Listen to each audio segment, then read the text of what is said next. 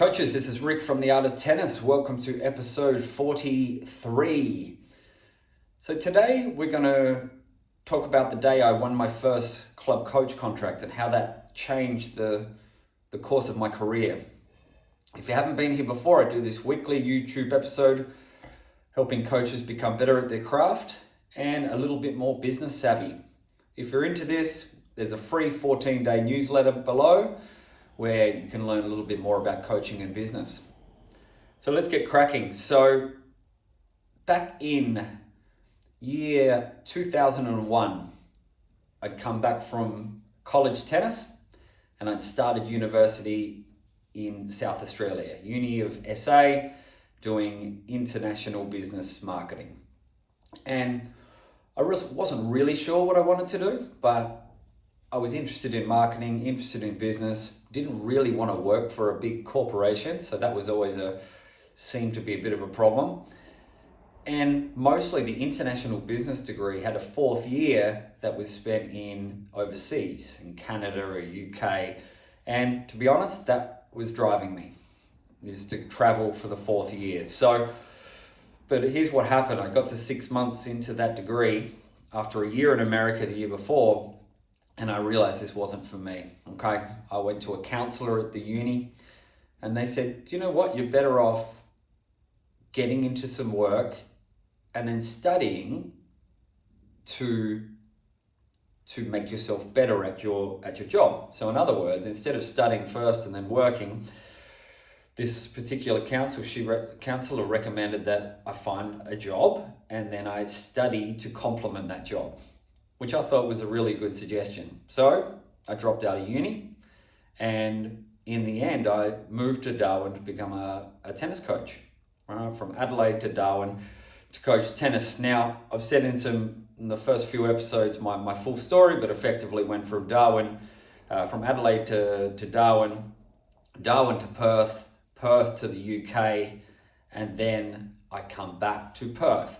And so the reason I came back to Perth was my girlfriend was from Perth and we were planning on coming back anyway, but also the opportunity of a club coach role came up in Scarborough. Now Scarborough was a kilometre from where we had a villa, which we were renting out in the UK. And so really these club coaching roles don't come up too often, all right, because there's only a limited number of clubs. And sometimes the coach may stay there. If they do a good job, they might stay there 10 years, 20 years. So these opportunities were very, I guess the opportunity for a medium-sized to large club is certainly quite rare. So to have that also be the closest to where we were living in Perth meant that I was going full steam to try to win this contract. So what does winning a contract to a club mean? Okay, so it means basically two things. You wear really two hats. One, you're responsible for helping the club grow their membership. That is why you get the job, because the club needs to grow membership. The club needs members to bring in enough money to be sustainable and obviously grow. So that's your first job. Now, your second job is you get to run a private enterprise, a private business from the club courts. So you are leasing the facility and you are running your business. So there are different ways, different clubs have different deals, but the way I wanted and the way that the Scarborough Tennis Club had, was you pay a lease, a set lease, and then you earn as much as you can, build the business as much as you can. So you're rewarded for building the business, but you are stuck with that set lease. So if you have a tough week, then obviously it's a little bit trickier. If you get rain for a week, you're still paying the lease, etc., etc. So there's a little bit of pressure, but there's the upside of if you do well, of course you can, you can make money. You can thrive if you do well in this situation. So back when the club coach opportunity came, I was in the UK and we'd actually just accepted a job in Singapore. All right, I'd accepted a job in Singapore with a guy who coached expats in Singapore and would travel around to the condos and coach lessons there. It was just a small business, and I'd accepted the job with him. And then Scarborough club coaching role came up, and I of course I was no guarantee of getting the Scarborough role. I mean, I'm there. I've got no club coaching experience. I've got coaching experience, and to a degree, I have some business accolades. I've done a TAFE small business course. I'd done a year and a half of business at uni, and I'd studied other business areas. So I was sort of felt like I was reasonably well versed in business, but I didn't have too much experience. And so, but I decided that I had to throw everything at it. Okay, so I had to just commit to going for this job. All right, commit to applying for it, coming back and trying to win the contract.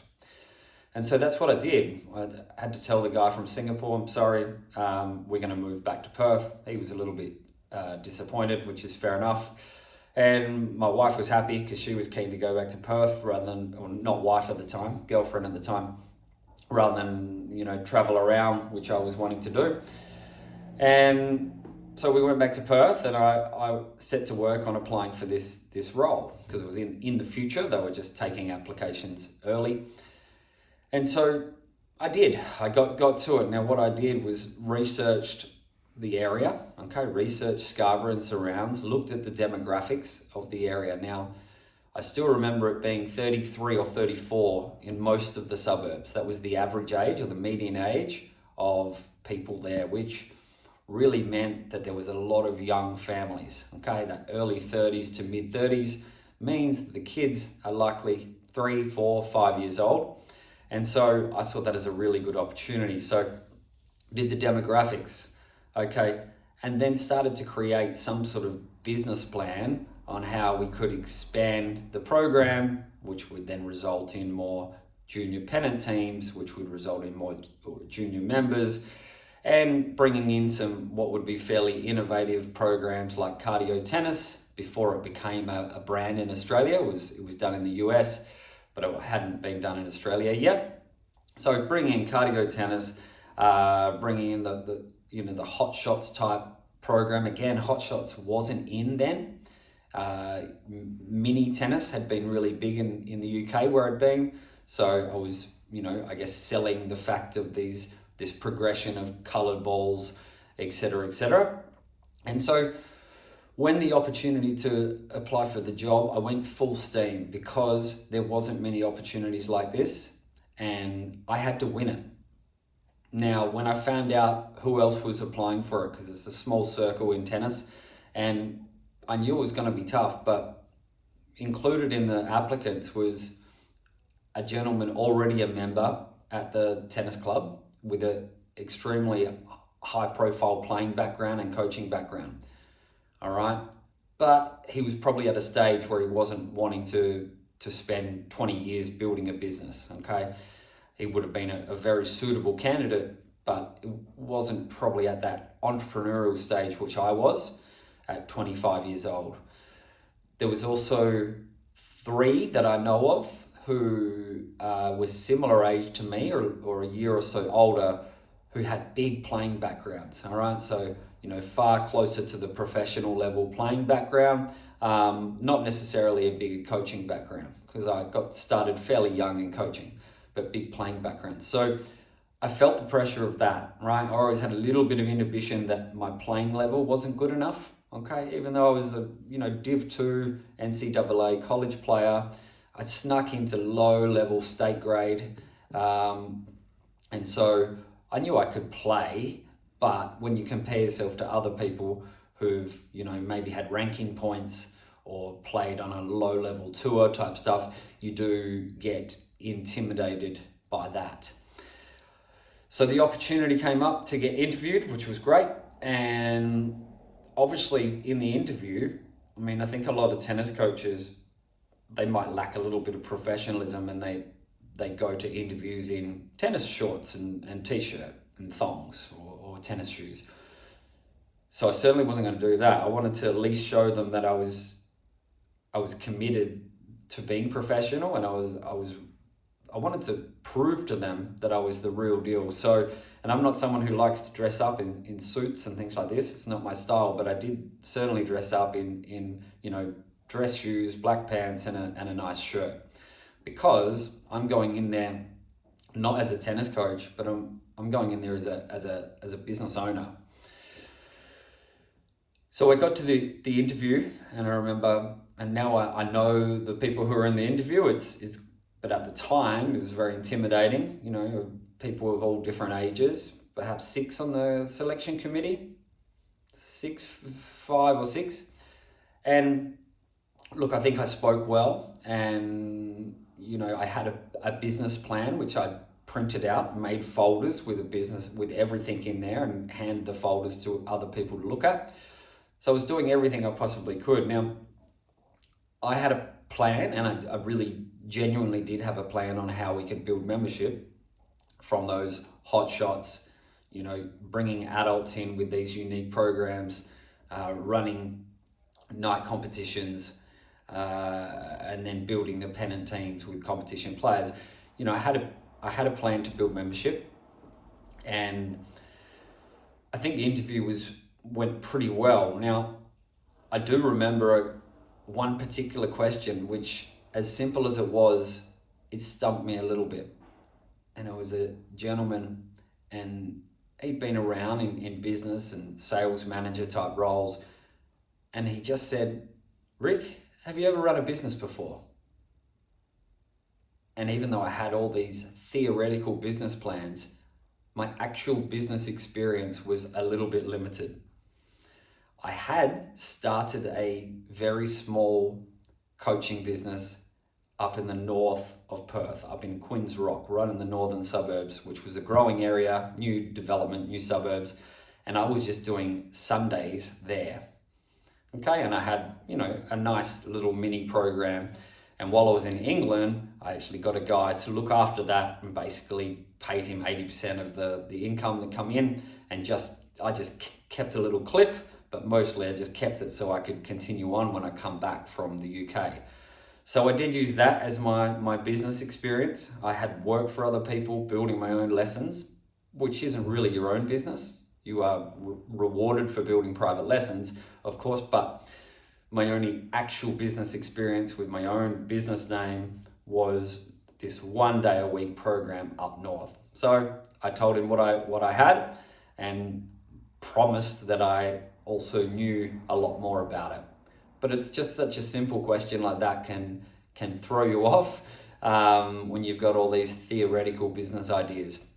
But look, I think it helped that I'd at least made an effort to study small business, because a lot of coaches just don't do it and they just work it out as they go along. But for me, I'd made an effort. Now, the TAFE course in small business I thought was pretty average. I learned a lot more probably from some books than I did from that whole course. But it showed a committee that I was committed to learning about that side of the skill set. And so as we went on, I waited. It was quite a delay in finding out how I went for the club coach role. And I knew it was likely down to just a couple of candidates. And eventually I got the phone call to say that, congratulations, you're the new club coach. And honestly, it was one of the best phone calls I've ever had. All right, the happiest I've been that day, because this was a dream. Okay, this was the dream. The dream was to get my own club, or really it's to start my own business at a club. And growing up around clubs, football clubs, tennis clubs, cricket clubs, netball clubs in my family, I was keen to work with a club and try to build them up. And I was keen to run my own business. Now, in tennis coaching, without courts, you are going to struggle to have any sort of decent business. So you need to have a facility that has the courts, and then you can build from there. And so this was 6 courts, okay? Plus grass courts, but 6 courts that I would lease out and be able to build. For me, this was a dream. It gave me growth. I was going to start with one court with just me, and I was going to build it up. And so that day was really such a joyful day to know I had that opportunity, and I wasn't going to let it slip. I was going to make sure, I was going to prove that I was the best person for that job, and I was not going to let down anyone on the committee. And so I had some time before I started. So I ended up starting some lessons at Hotel Rendezvous, which is in Scarborough. Just had, 2 little courts. And so I started building some lessons there so I could feed it into the club. It was really the only other courts that I could access, so I could start to feed players into the club. But that wasn't so easy, because advertising I had little ads in the local paper and things like that. It wasn't so easy getting people to come to the hotel courts. And I sort of realized that the leverage you get with a club, people naturally going there for tennis, is sort of invaluable. Where if we look at hotel courts, it's not as easy. So that was a challenge. But when I did get the contract, it meant I at least had a handful of kids that I brought across to start. Now, what was interesting is the coach who was before me, I've mentioned this in a previous episode, but he wanted to sell the business to me, even though he didn't have the contract anymore, and I politely declined.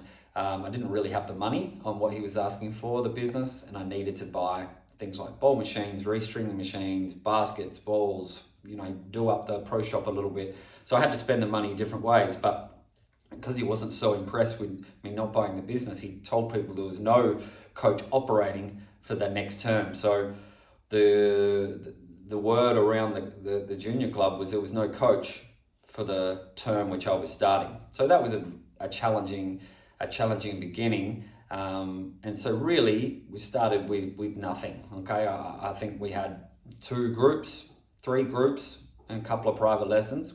That was it. But it just meant that I had the opportunity to build, okay? And look, early days when I first started there, I was literally handing flyers out through the fence to people in the park saying, come and play. I was talking to people, I was asking them for referrals. We even did a drop in a shopping centre and put leaflets under the windshield wipers. Now that got us into a bit of a complaint, because you're not meant to do that, but live and learn. But I was doing anything to build it up with this sort of level of determination to both prove the committee they made the right decision, to prove to the coach before that, how can he tell people there's no coach there? I was sort of had a chip on my shoulder from that as well at that point. And really to prove to myself that what I'd been dreaming about for the 5 years previous when I started full-time coaching, I want to prove to myself that I could do it.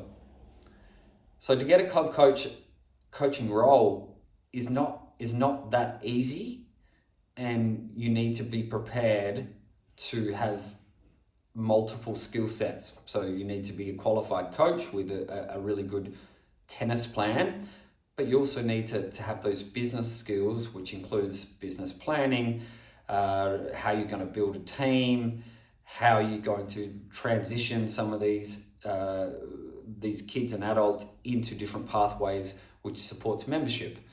So you need to take it seriously and understand that these opportunities can be quite rare, and if you get a chance to apply for the tender of a club coaching role, which is really a lease, you need to go all guns blazing. So that was it. That was a little mini story of how that club coaching role come up, and how I went through the process and winning the role. and I guess the rest is history, because now, nearly 20 years later, I'm still at the same club.